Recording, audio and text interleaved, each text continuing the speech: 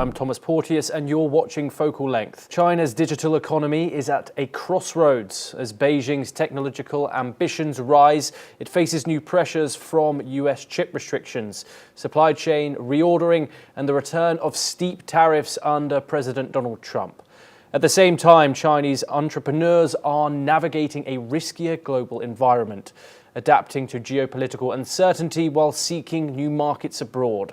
Questions remain over how China will stay central to global trade, what lessons others can draw from its digital success, and where the next big opportunities in cross-border e-commerce will emerge. Joining us now is Joe Zhang, founder and sailor and e-commerce expert with over 25 years of experience in global trade and China tech. As a serial entrepreneur and independent consultant, he brings deep insight into China's entrepreneurial endeavors, economic strategies, and technological ambitions. As someone who has worked across e-commerce and technology, how do you see China's digital economy evolving over the next decade? Yeah, I think we are looking at a really exciting transformation period for China's digital economy. First, we're talking about massive scale here. I saw a report by 2025, digital economy sector expected to hit over 10% of China's GDP. That's huge. And this isn't just happening by chance. The government is pouring resources into 5G infrastructure, cloud computing, and they're targeting over 300 EFLOPS in computing power. It's like building the digital highways for the future. What's really interesting to me as someone in e-commerce is how digital is penetrating everything. Do US restrictions on advanced chips and AI represent a genuine threat to China's technological ambitions or an opportunity to accelerate self-reliance? The US export control have cut off China's access to the most advanced chips, semiconductor manufacturing equipment, and designing tools. This is forcing China companies to work with older, less efficient hardware, which increases costs and slows down the development in areas like AI and supercomputing. It's like trying to compete in the Formula One with a restricted engine.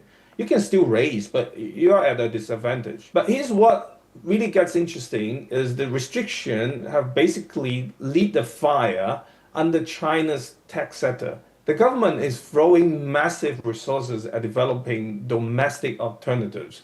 We're seeing Chinese companies get incredibly creative with what we have. Take DeepSeek, for example. They've developed AI systems that perform at a world-class level despite being built on a restricted hardware. It's actually pretty impressive engineering.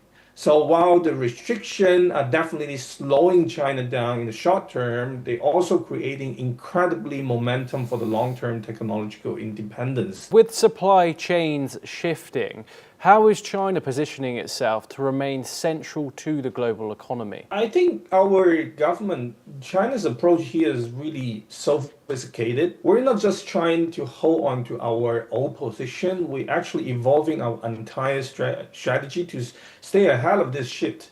First, let me talk about what we're doing domestically. China is going all in on technology-driven manufacturing. So we are seeing massive integration of AI, automation, IoT and 5G into our supply chain. This isn't just about cutting costs anymore. It's about creating smart, responsive manufacturing system that can adapt quickly to the global demand changes. When you visit Chinese factory now, the level of digitalization is honestly impressive. But here's really the smart part. Like the Chinese companies are moving away from the old made in China and sold everywhere model. Is that the factories are building what we call global supply chains. So China's positioned itself not just to survive supply chain shift, but to actually lead the next generation of a global manufacturing and trade networks. As we know, President Trump has reimposed steep tariffs on Chinese goods. Do you see these tariffs affecting China's industries, especially manufacturing and exports? What we are seeing here is like a fundamental reshaping of China outbound global supply chain. We're working to move up the value chain, focus on innovation and high margin product rather than just competing on the cost. Yes. What lessons can international companies learn from the way China scaled its e-commerce and digital payment systems so rapidly? The biggest lesson, I think, is the ecosystem thinking. So we didn't just build an e-commerce platform or payment system in isolation. We created an integrated digital ecosystem.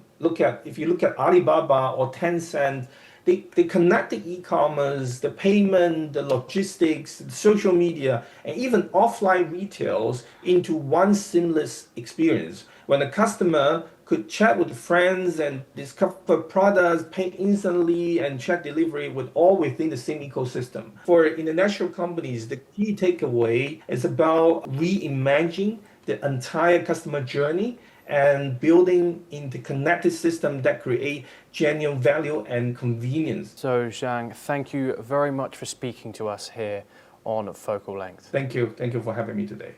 Pleasure.